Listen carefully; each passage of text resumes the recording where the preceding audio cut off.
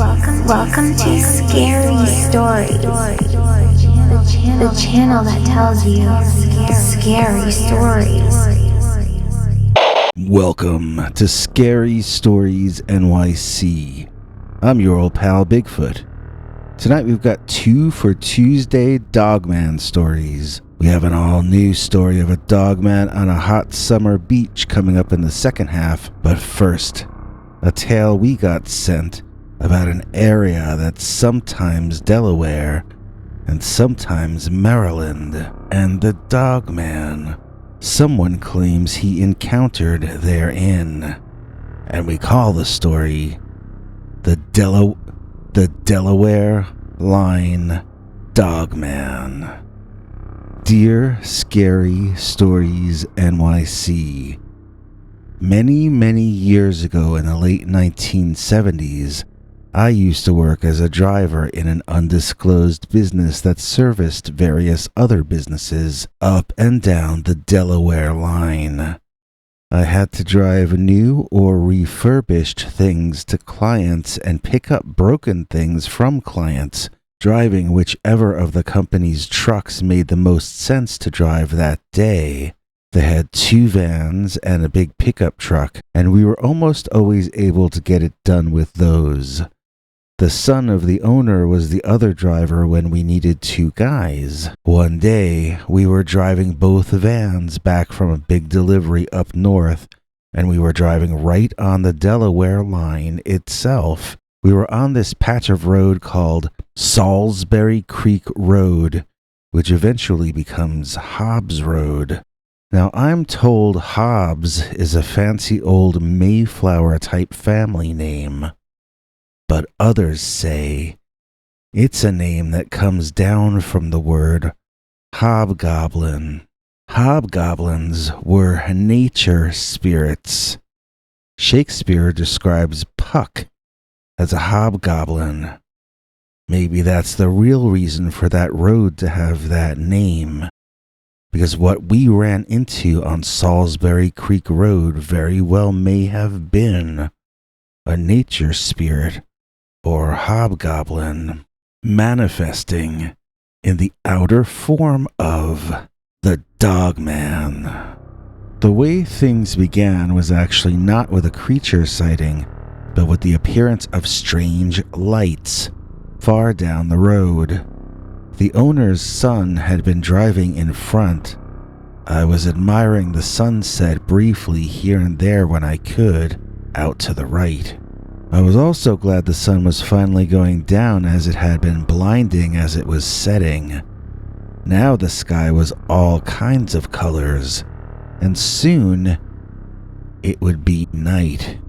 I rolled down my window and heard the sounds of the forest as we drove by at 65 or whatever the speed limit was back then. I remember feeling very connected to the night. I had my arm hanging out the window. I could hear the tires on the blacktop, and I remember being obsessed with the notion that we're speeding past all these things. These trees, these animals, who knows what else. And it was all as though none of that existed because we were in our fancy speed machines. But blow a flat tire or something, and all of a sudden that all evens out. Pull off to the side of the road and stop, then you're just another animal in the eat or get eaten jungle. As this notion crystallized in my head, I saw the boss's son pulling his van off the side of the road. I pulled off behind him and stopped. When I ran over to him, he looked really shaken up. He told me he was seeing weird lights and asked me if I was seeing them too. I wondered if he had spots in his vision from when the sun was so bright earlier as it was setting. I told him he should rest his eyes for 5 or 10 minutes, but he insisted the lights he saw were out in front of him, on the highway, off in the distance. I hadn't seen anything like that, and I had been enjoying the horizon and the colors changing in the sky. We discussed it a while longer, and by this point the sky was nearly dark. The poor guy was scared to drive any further. I told him I'd take the lead, and he was okay with that, so off we went on the rest of our journey down the Delaware line. There's a forest around where this took place. I'm not remembering the name of it. Tabor Forest, that's it. Salisbury Creek is over there. That's where I think that Dogman came from. I think we were driving right through this natural habitat that we don't really think of in that way. The rainforests of the eastern seaboard are every bit as wild as rainforests and jungles in every other location on our planet. There are times, though, when you get a real treat. You get to see some of the more exotic wildlife that exists unrecognized and uncategorized in those places. Sometimes you get an even bigger treat when you get away from the aforementioned wildlife all in one piece. So, once again, I returned to the idea of how invulnerable it feels to be driving and how exposed it feels to pull off the side of the road and feel the forest enveloping you in all directions. It's like going from feeling like an elephant to feeling like an ant. I didn't feel that same connection with the night as before. Or, really, I felt it just as much, but now it brought with it an undercurrent of unease. I knew that for some reason we would be pulling off to the side of the road again before we got done with this job. I just knew it. Soon enough, I saw the owner's son flashing his lights at me in the rear view, and I could see he was pulling off the road again. I can't remember what I said at that point, but you couldn't repeat it anyway. I pulled off and parked, getting out to see what was wrong. I was very unhappy to be there walking on dirt instead of driving over black tar, but this was the boss's son, so I tried to sound as friendly as I could. I thought maybe he had a flat tire or something, but he said no. I asked him what the problem was, and he said he was having a panic attack, and he just needed to pull over. I told him that I was having a panic attack because he needed to pull over. He told me to just drive on without him, but he knew I wasn't going to do that. As long as he was parked there, that was how long I was going to be as well. I asked him if he wanted me to read him a bedtime story, and he told me to just go back to my van, and that when he was ready, he'd take the lead for the rest of the drive back.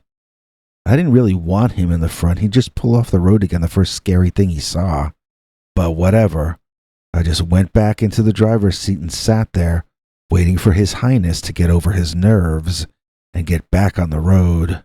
I thought I saw something in the trees off to the right. It was very dark, and I wasn't sure what I was seeing, but I was freaked out to begin with, so I got jumpy about there possibly being something in the woods. I fished through my glove compartment to find my flashlight, but I only had the crappy old one.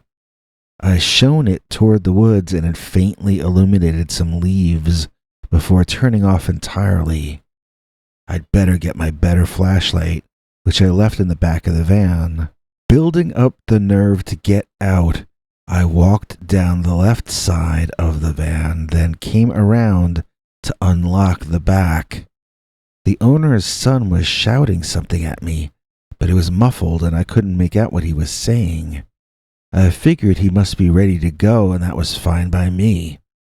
I reached in, got the bigger flashlight, locked up, and went around to the driver's side again.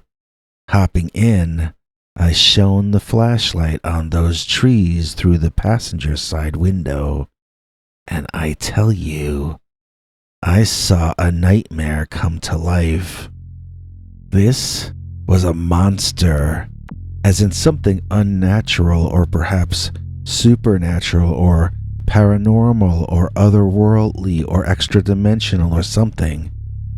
It was not a creature in the sense of a bear or a bison.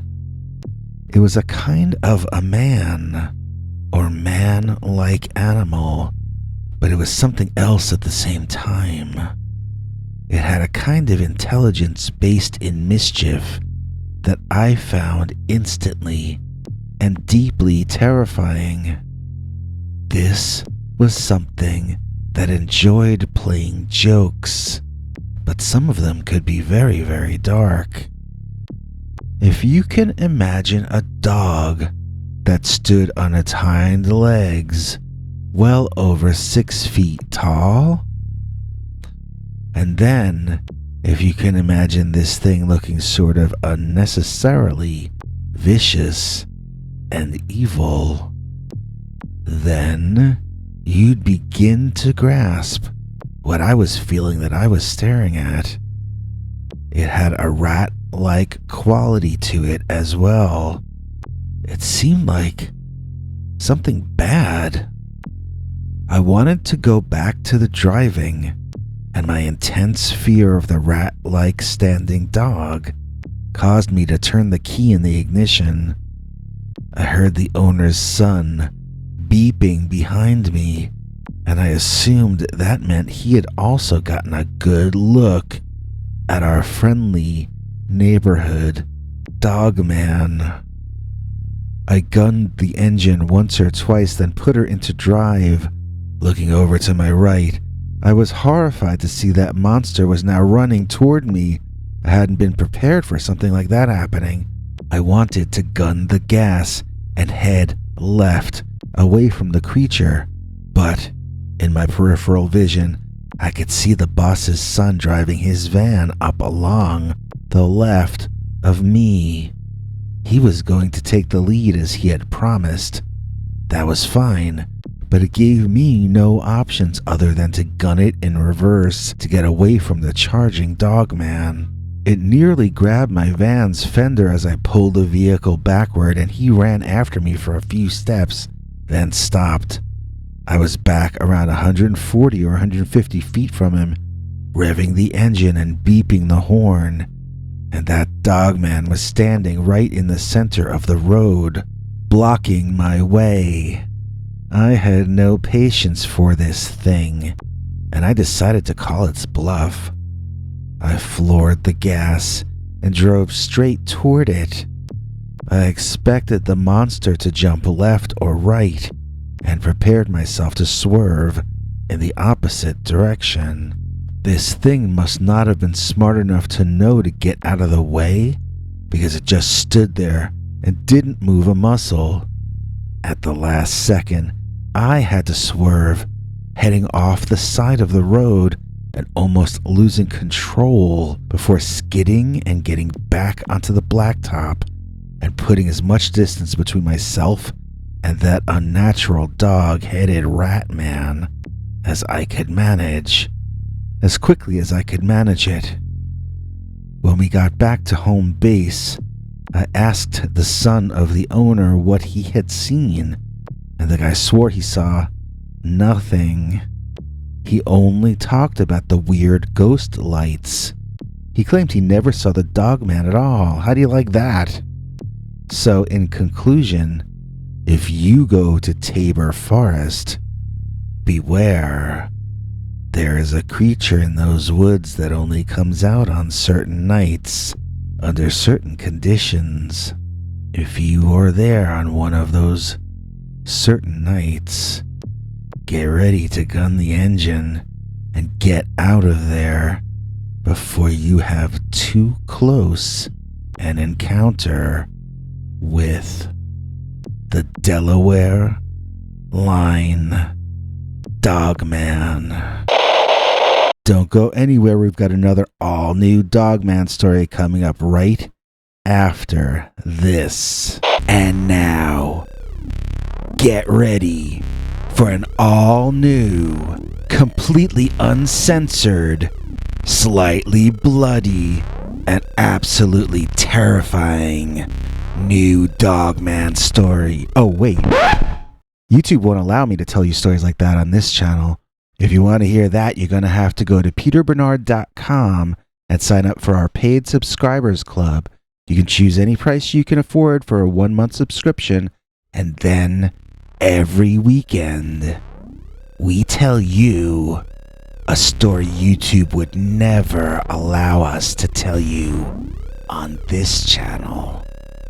See you this Sunday for an all-new, very scary, completely uncensored Dogman story. Shoreline Dogman. Dear Scary Stories NYC.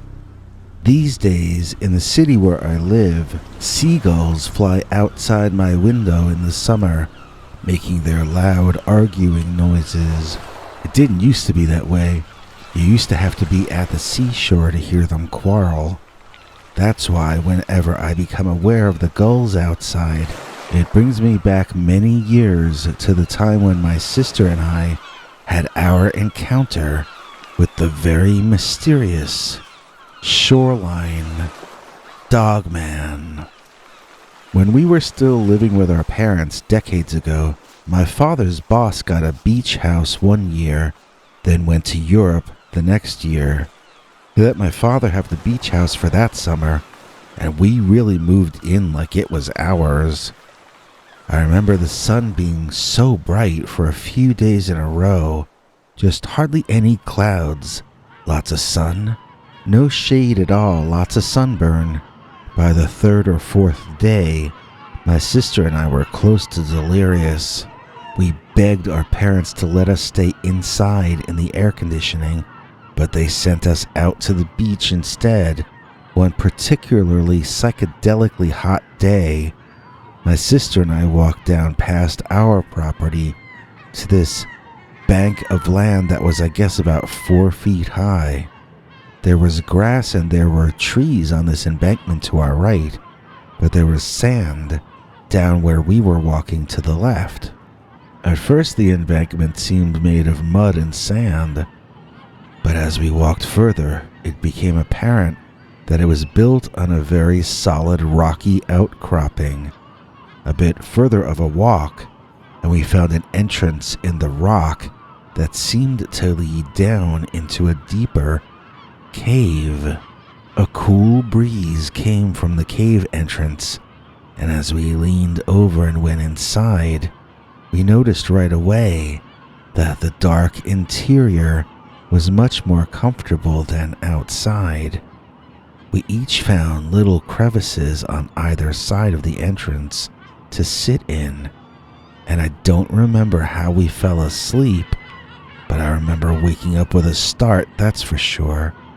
I saw a dog walk right past me, coming from deeper within the cave, and I saw it head out of the cave entrance.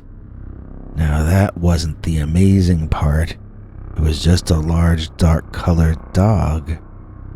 The amazing part was that once the dog got out of the cave entrance, it stood up on its hind legs, becoming too tall for me to see its head any longer, and it seemed to look around before heading off to our right.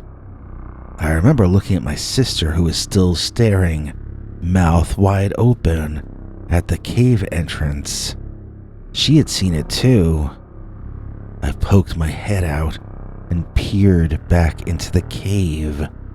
It didn't seem there was anything else coming, so I suggested quietly that we get out of there while we could. As we walked on the sand back home, my sister kept telling me that it was something we imagined because of the heat. She said that what we saw was something that was not real. I felt like she was wrong, but I didn't feel strongly enough about it to argue with her. She might have been right. It didn't feel normal when it was happening. That night, I was dreaming that the dogmen infest the beach at night like crabs. It was one of those dreams that feels like it's explaining something to you. You get this feeling inside like, oh, now I understand. I woke up feeling that the dream had explained it all to me. The dogmen are nocturnal animals that infest the beach at night. I woke up my sister and told her that the dogman was outside. I was certain that my dream was real, so we ran to the front window, looked out, and saw the dark silhouette of a dog-headed man run from one shadowy area to another across the street from the front of the home. We both screamed so loud that I'm surprised the dogman didn't hear us. Maybe it did. My sister and I both saw it, or at least she says she thinks she saw it. The thing ran behind what seemed to be a tree or a bush. It was really hard to see as there were no lights in that area where it was hiding. We waited a really long time to see if it would come out, but we didn't see it move from that spot. Our dad woke up and found us out of bed. We got yelled at. He had to go back to bed until the sun came up. Just out of curiosity, I wanted to see what that tree was that it was standing behind and what it looked like in the daylight. Was it a tree? Was it a bush? As soon as I walked in front of that window that morning to look out, I saw that it was a telephone pole with a short tree just beyond it. That was what I had been seeing something standing behind. The very second my eyes recognized that telephone pole, something took off running behind it. Whatever it was hairy with a dark gorilla-colored fur, and it ran directly away from me, keeping itself hidden from my view behind that pole until it was back in the woods.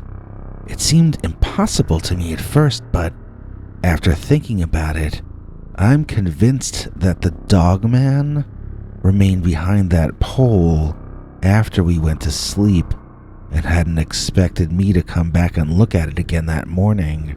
It obviously thought it had been discovered, and so it ran off.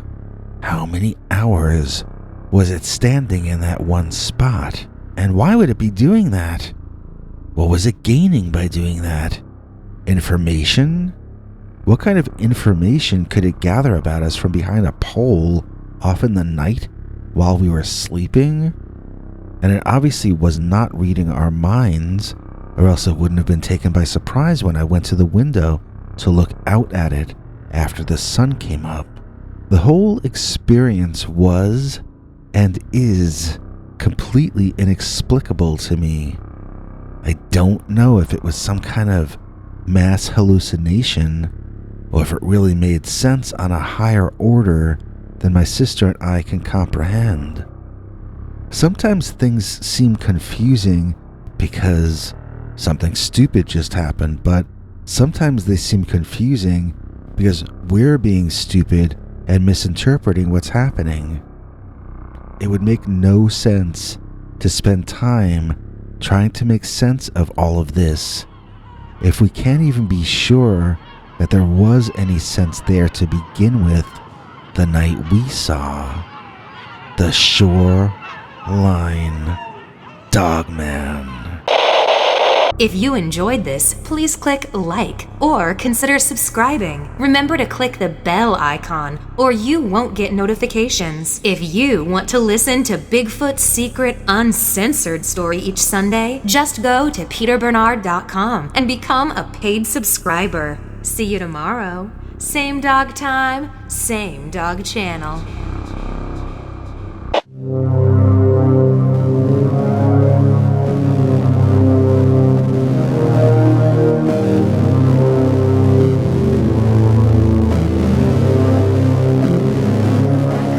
Come back for more scary stories.